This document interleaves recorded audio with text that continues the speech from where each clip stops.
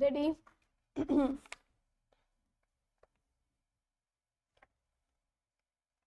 Start. Sir, I rise in support of the motion of thanks moved by my distinguished senior colleague. Sir, I take this opportunity to congratulate the government under this great leadership of Honorable Prime Minister for this second address of the Honorable President to both the Houses of Parliament.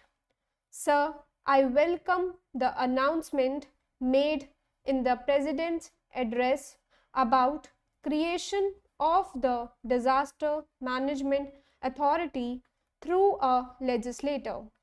The country has recently been devastated by tsunami. The entire Andaman and Nicobar Islands, many parts of Tamil Nadu, Pondicherry, Kerala, and Andhra Pradesh have been devastated, killing people, making millions of people homeless, children, orphaned, women widowed, and crops washed away. The government and the people together are busy in rehabilitation works. Sir, more attention has to be paid to the surviving old persons, widows, orphans, and physically challenged ones. There are other natural disasters like consistent drought conditions in my home state of Karnataka, Andhra Pradesh, Tamil Nadu, and in other parts of the country. The farmers are committing suicide and fields are thirsty. I hope this authority will manage the after effects of national disasters. Sir, I appreciate that the address has ensured communal harmony and a new sense of hope to the minorities and weaker sections of the society. Sir, I welcome the announcement made in the President's address that a white paper on the status of minorities will be prepared. I demand that it should also throw light on the decisive policies and deeds of communal forces which are bent upon dividing us on religious and communal lines, and such organizations should be banned. Sir, I appreciate the concern shown by the address about people living in forest and the promise to grant them rights for cultivating in forest areas of the forest villages. But they face other problems. They are exploited by forest personnel and money lenders. This has to be dealt with strictly. The forest officials found guilty of exploitation of tribals should summarily be dismissed and arrested for trial. Trafficking of tribal girls should be slapped with capital punishment. Sir, the introduction of reservation bill in Parliament is a welcome step. It will provide protection to the SCs, STs, and OBCs for their entry, promotional avenues, etc. in government service.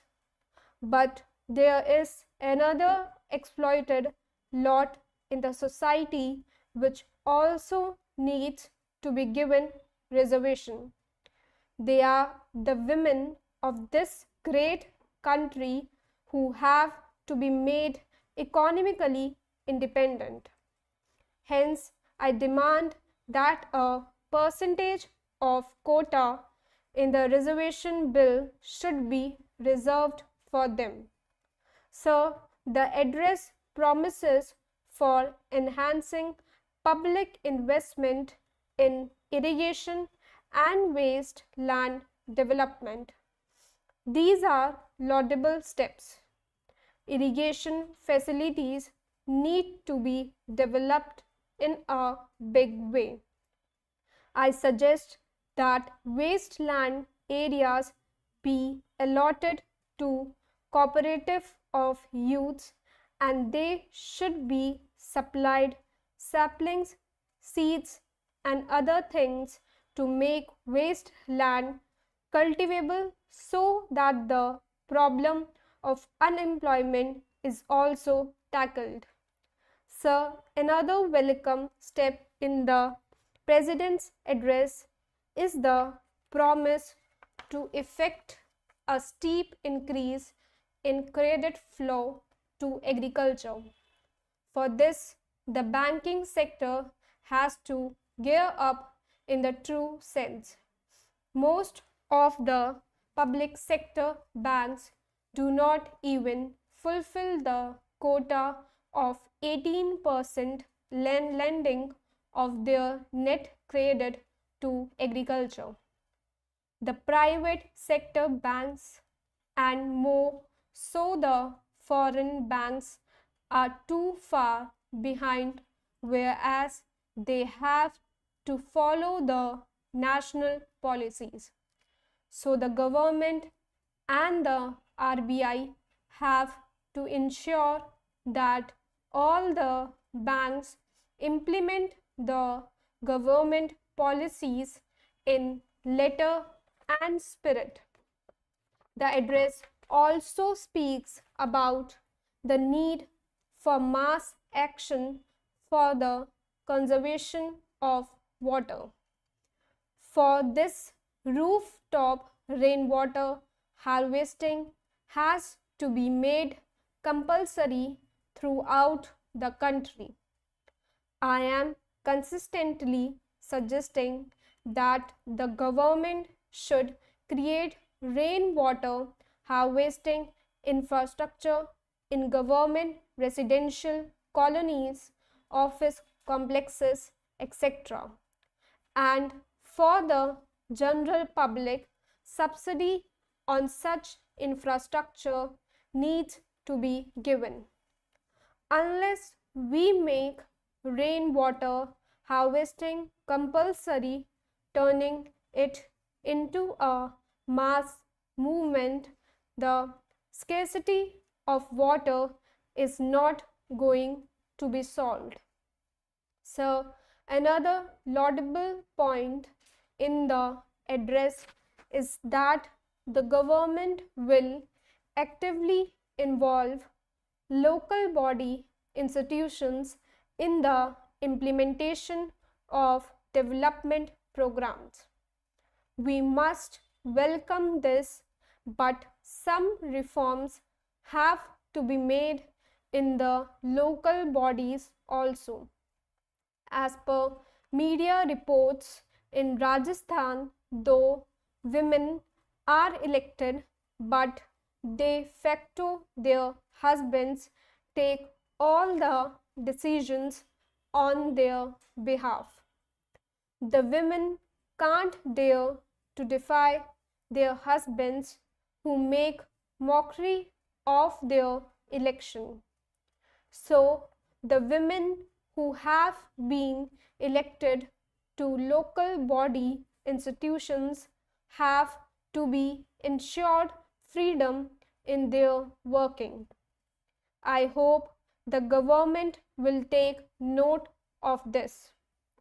The address has ensured that government will give priority to issues of both excess and excellence in education.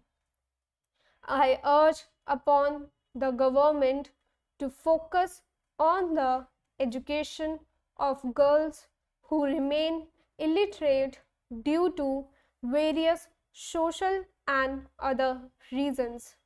Similar is the fate of women. So, I demand to make education compulsory for the girl child up to 12th standard. The adult literacy should be extended to women more sincerely.